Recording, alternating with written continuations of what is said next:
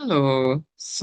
I am Waiter, and I have been asked to do a quick workshop on rebuttals and engagement. So, this particular workshop will cover how to do rebuttals, how I think of rebuttals, what engagement is, especially because before ABP, this will probably be somewhat useful for some of y'all. So I'll first start off, I think, with my concept of a rebuttal.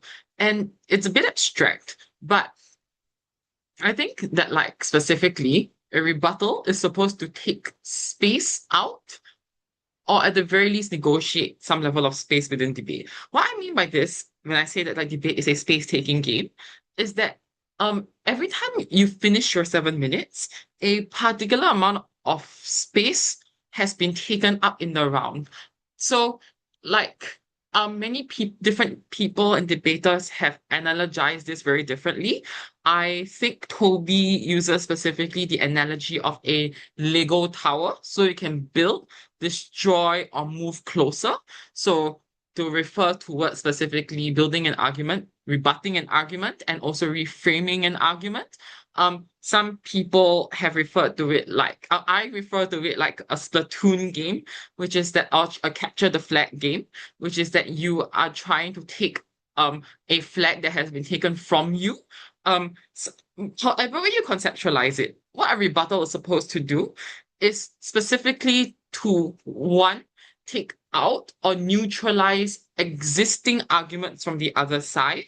The second thing is to do is that whatever that it's left, you are trying to then shrink it down compared to your side of the house. So, this is important to recognize because to understand why is it that rebuttals are the way they are, you must first understand how an argument works. So an argument specifically comprises of a problem, why you cannot solve the current problem, what harms the problem poses, what the solution is and why it works, and subsequently, why is it that even if the solution creates other auxiliary problems, why is it that it's okay, right? So my take on it is that the understanding of the anatomy of an argument and understanding which portion you are taking down is particularly important. But also the portion that I will be explaining more later, um, and just let's keep in mind for now, is specifically the comparative portion of a rebuttal, right? So, or even an argument to begin with. So, in an argument, you cannot just say that, like, I have done something really, really sorry, that the opposition has done something really terrible and has not fulfilled their arguments. You must have something to weigh it up or juxtapose it against. And this is particularly important when I go to the next slide. So after judging for quite a bit, especially in UADC, here are a few common mistakes that I have seen. I think in rebuttals. Again, I do not claim to be like the queen of rebuttals. I do not claim to be able to execute a rebuttal always, but these are the three-ish things, and I think I'll add one more now that I'm thinking about it. As that I will explain. The first is I see a lot of debaters repeat positive material that has already been said. So, for example, they will go, well, the opposite team said this, but my first speaker already said this. And I'm like, okay, sure, but obviously, if your first speaker has already said it, the problem seems to be that even if you like the most you can do is explicate that it directly engages, but it doesn't actually move the needle that much because you're just saying that it's already been said and thus a it makes it a rebuttal that's rather say weak because obviously sometimes judges do not understand that certain positive material already engages with something. But I realize a lot of debaters spend like an inane amount of time, like 2.5 minutes reviving reviving the case, instead of adding on more reasons or adding on further evolutions towards the particular rebuttal, right? So I think that's one issue. And it doesn't like it makes me a bit angry because it's like, I've heard this already. I would like you to spend the time on other things. Like you're not moving the needle particularly much for me. So like at some point I'm like, I'm not sure why you are saying this, right? Which makes it very frustrating as a judge. The second is just doing line by line rebuttals without understanding why the rebuttals you are doing are good rebuttals. So it's very they say this, I say this argumentation. So what I mean by this is that a lot of line by line rebuttals are extremely like how do phrase this? It's that it becomes like it becomes that like I have to kind of evaluate what the strategy of the rebuttal is instead of like me being able to believe the rebuttal wholesale. What I mean by this is that a lot of the rebuttals tend to have one of two problems, especially when you scattershot. The first is that it's not given due thorough rebuttal. So when it's line by line, the initial reasoning or the actual substantive portion of the argumentation has not been taken down. You just kind of rebut the header, or there are times where it's rebutting like a weaker version of the argument, which I'm like, okay, but it's not rebutting the point itself. The other thing is that a lot of rebuttals then tend to fall into like a category of rebuttals that doesn't help you win the debate. So, for example, many people will just mitigate a lot of the opposition points, but forget to weigh up against their opposition. Or many people miss out on the opportunity to flip an argument. Many debaters kind of do not have a strategy entering into the speech, which means that like, they're just kind of rebutting off like kind of like rebutting off instinct, right? Which is that like you're just kind of going, I know how to rebut, so this is how I'm going to rebut instead of actually having like a strategic game plan. So I guess like the closest I can kind of allude to will be like you are like a lot of debaters that fall into this category are tactical but not strategic, which is that they're able to kind of neutralize every point. But I'm not sure what the neutralization does or why it's particularly important into the round. So you might also fall into the trap of like removing an unimportant point in the debate instead of being thorough. The third thing I have is that like many debaters just try to win everything. So it's the converse of like the group of debaters that constantly only mitigate and only play defense. They only play offense. So they literally go like, well, op says this, we can try and win this as well. The obvious problem with this is that if opposition can win nothing, the motion is either weighted, which is pretty rarely the case, but obviously teams have created a case which surely involves a trade-off, or teams specifically on most motions require you to like have a sacrificial lamb. So at this point, if you're trying to flip everything, as a judge, I just feel that it's extremely convenient for you. I tend to be extremely skeptical of whether you can win everything, and which raises a lot of doubts in my head. The problem I then have, the last problem I have as well for rebuttals is that, and which is not on the slide, but like, I just remembered it, which is it's often uncomparative. So a lot of the rebuttals will go, they don't do X, they don't do Y, they don't do Z. The problem I have is that obviously another team can be quite weak in their case setup, but still win you if your positive case or your rebuttals are not comparative. So you can say all you want about how an opposition team in the motion this house would ban smoking, did not fulfill what a ban is, and then define what a ban is, and stuff like that.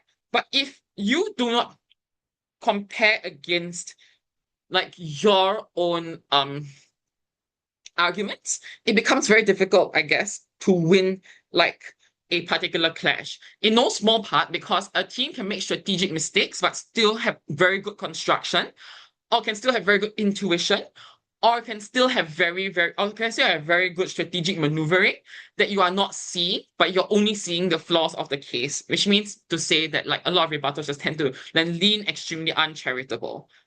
Cool. What I do think though, would help will be a few things. The first is to re-establish relevance.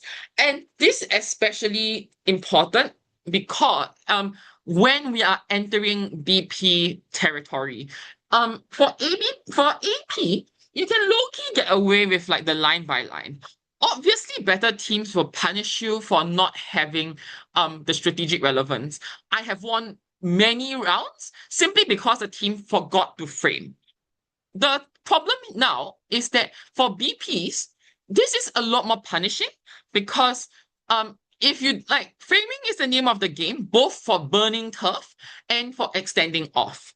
Because for burning turf, if you build many good arguments, but your closing half is able to outweigh you or beat you in terms of relevance, you're cooked, right? So usually for deputy leader or deputy prime minister, excuse me, your job as well is to also frame into a lot of the arguments so that closing cannot take them.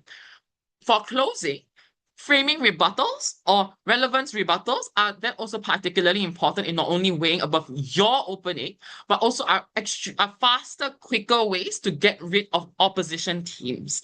The last reason for why this is particularly important for BPs is because if you manage to do this, it's a lot more efficient than line by line rebutting because you have three other houses. If you are whip, you have two other houses if you are member. This is particularly problematic because this also means surely if you're going to try and rebut every single thing that has been said in the 28 minutes, I do wish you extremely good luck, right? Especially for meta heavy teams. So I do think that especially going into BPs, this will be the method of rebuttal that I think would be significantly better. So what do I mean by re-establishing relevance? Not exactly a rebuttal per se, but reframing the debate as a whole, especially when you're whip or when you are like the last speaker or like when you are a response speaker. So if a debate has an established context, I think that reintroducing context specific, like other contexts, other things relevant to the clash is legal and like and this is legal and kosher in like I think most debating championship formats. So what I mean by this is very simple. For example, in a round specifically, on this house believes that this house as a terrorist group would choose to what's that word called? Would choose to employ larger scale destruction as like bombing of big infrastructure, going over like doing overseas terrorism, as compared to small scale like activities, which is like you will go and like take over your local village, right? You'll like kidnap like people from there to recruit into your like terrorist group. So my team goes, okay, a big like show of force is important for legitimacy. The odd team goes, okay, a big show of force is ineffective. We think that obviously kidnapping women, children, people, men, is a lot more guaranteed because like a lot of these like operations are not easy to conduct.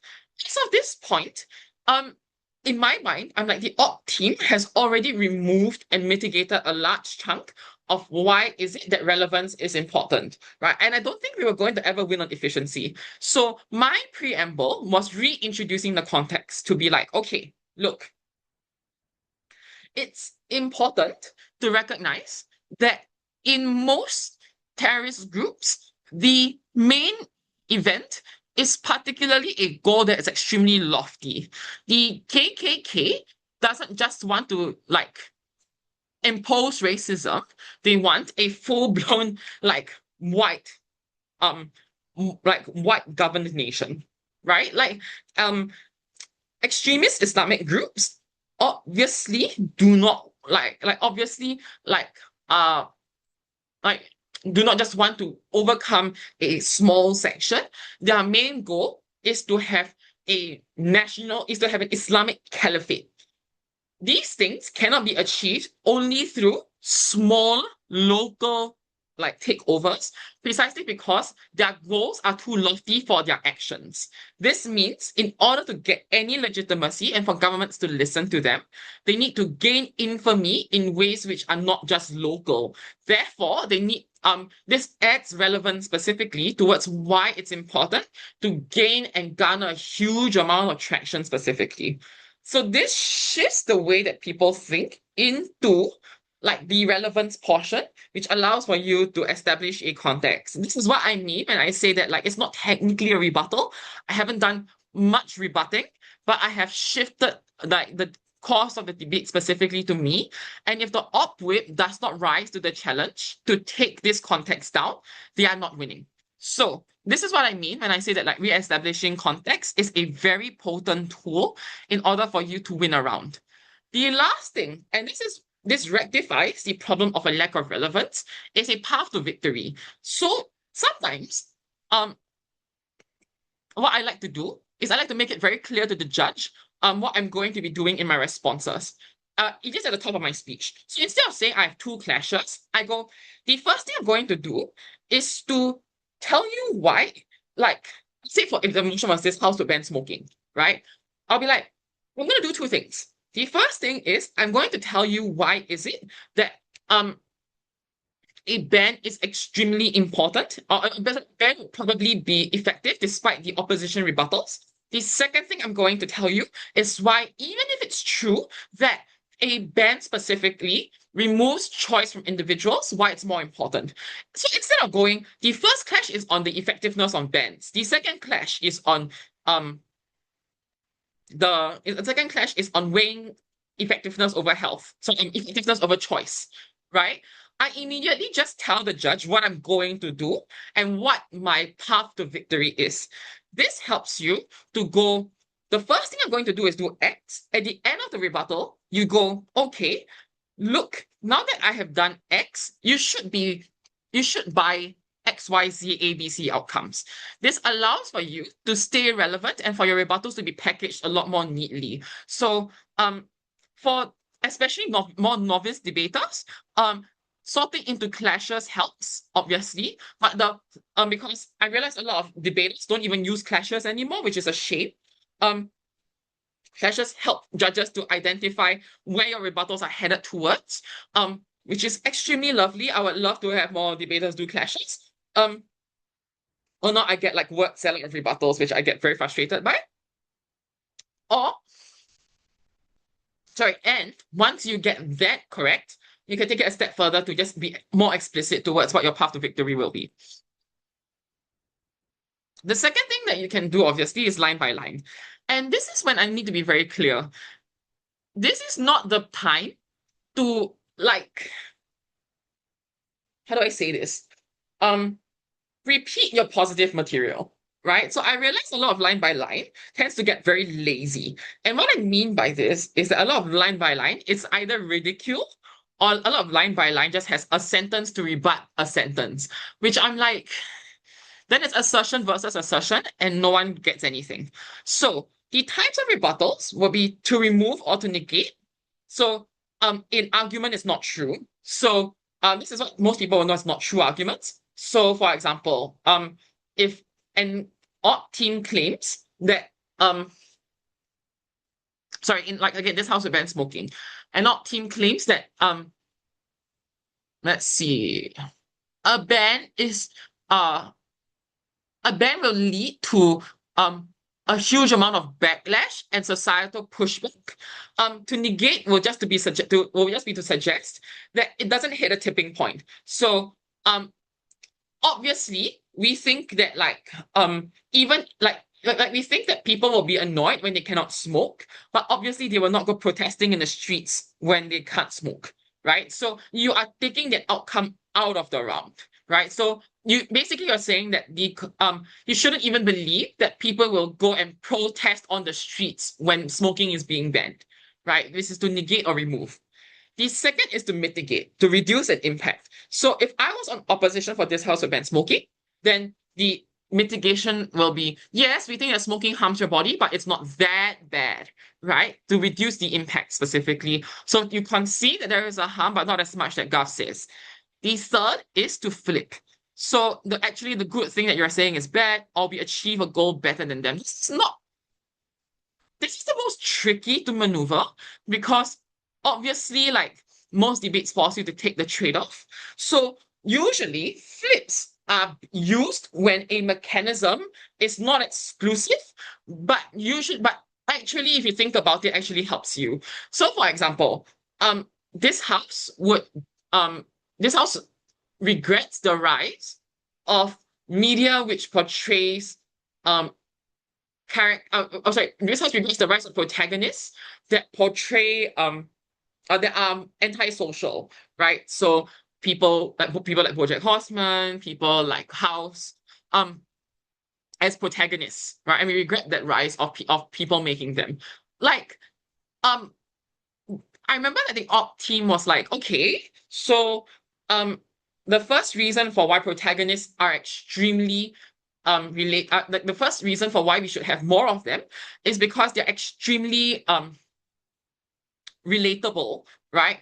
Um, and I was like, and when you're relatable, it's a good thing because obviously when people are able to empathize, and I'm like, but it's not a good thing if they empathize because the people who are likely to empathize with these individuals are likely to be antisocial people themselves. The majority of people are not people who empathize with them precisely because most people have like are nice people and human beings who usually do not groom children or or like push people away antisocially. The big problem is that the people who do empathize with them, and this is the flip, are people who are antisocial and then will then be emboldened to double down on a lot of the attitudes, especially towards them, precisely because a lot of them believe themselves to be as charismatic as them to get away with murder. This is bad precisely because it not only hurts other individuals, they take on narcissistic traits, which are obviously extremely toxic, but a lot of them also then deflect blame onto other things in their lives that they have not instead of taking accountability for bad things. So in a lot of narcissistic or like antisocial protagonists, many of them are able to deflect the blame specifically towards their trauma because of the empathy it garners. The same thing as well will then be employed by a lot of these people. So the thing is that usually the first ones, the good thing you're saying is actually bad, occurs when teams are very vague about what they are actually trying to push forward. So they give vague reasoning and they give vague outcomes, which means they can often spin it specifically towards your side, or we achieve a goal better than them.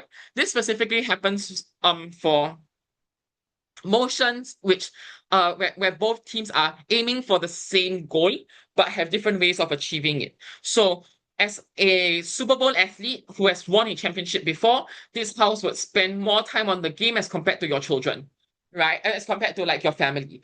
And it's like we can probably both achieve happiness. We just need to be a lot more comparative in who achieves it better, right? If Ops says fulfillment, and specifically the fulfillment you get from sport, like the happiness you get, the people and the adoring fans, we think that actually we achieve the fulfillment better on that front, precisely because a lot of the like kinds of adoration you get on their side is often extremely superficial.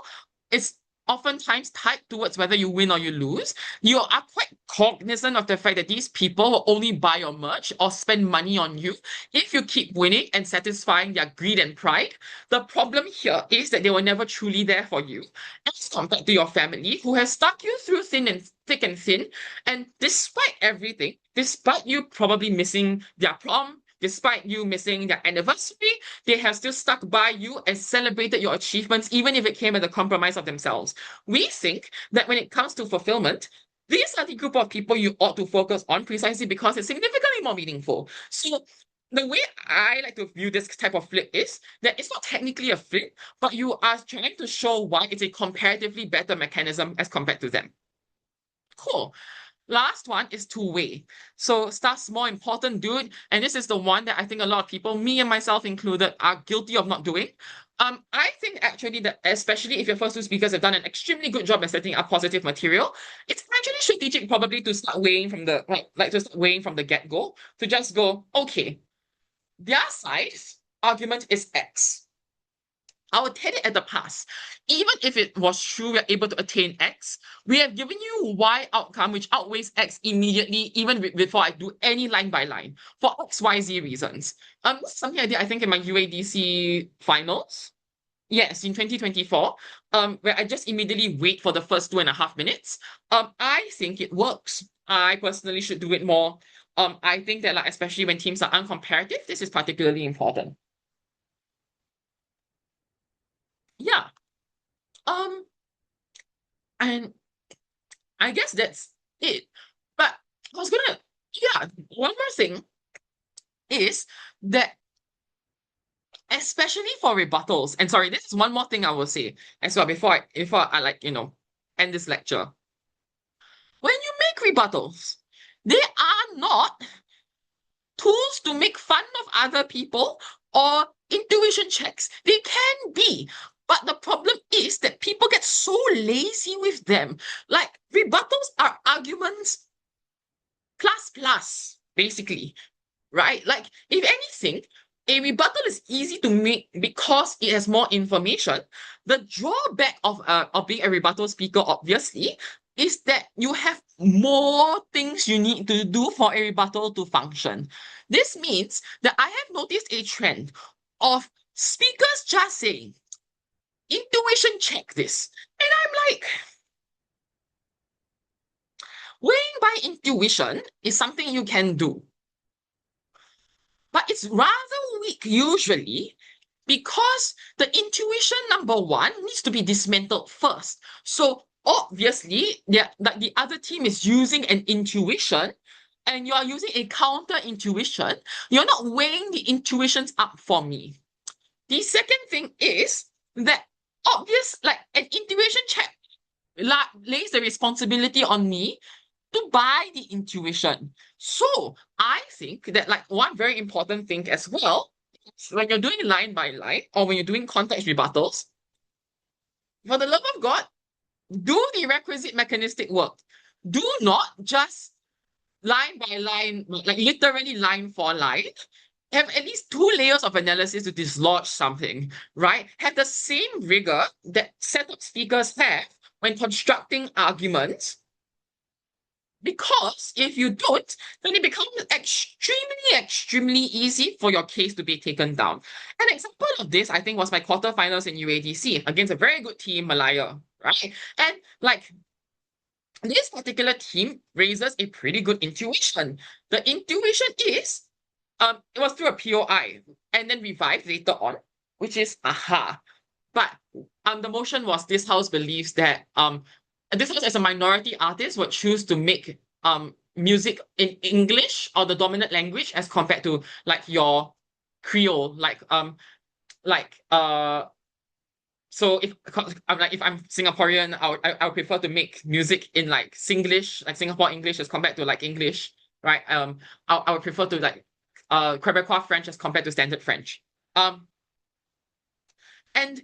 I was like, and the POI that was given to my first speaker was, well, but people also sorry, which was, I am Malaysian, but I'm wearing t-shirt and jeans. Should I go wear batik, which is basically like, traditional clothing, right? And I was like, oh, that like if I was trying to be lazy, I would have just went, well, it's not the like intuition check this, it's not the same, right? Or I would have just went, well, it's not something like this is so an irrelevant POI. Why do I need to care? But I recognized immediately that this POI was a vibe check POI because the underlying assumption here is that just because you care a lot about your culture does not mean you're not willing to conform, assimilate into mainstream culture to make yourself more palatable. So I went up and I spent a good minute and a half literally just going, music and fashion are not the same.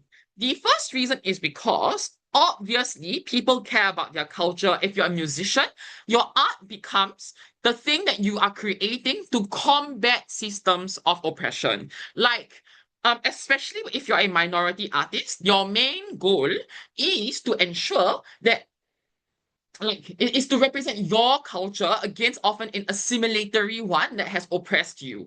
Therefore, we are not the average person who has already made those compromises. You are special. You are someone who actively believes in championing for minority rights. You are someone who presumably, especially as a minority artist, have already had lived experiences specifically of being oppressed and writing music and art as an expression against the establishment. This is also why, given that your art is the most proximate thing towards you and your art is the thing that is the most frontward facing, even if you have made compromises in your daily life, for example, wearing t-shirt and jeans instead of traditional attire in your day-to-day, your music is non-negotiable precisely because it's the thing that represents you the most.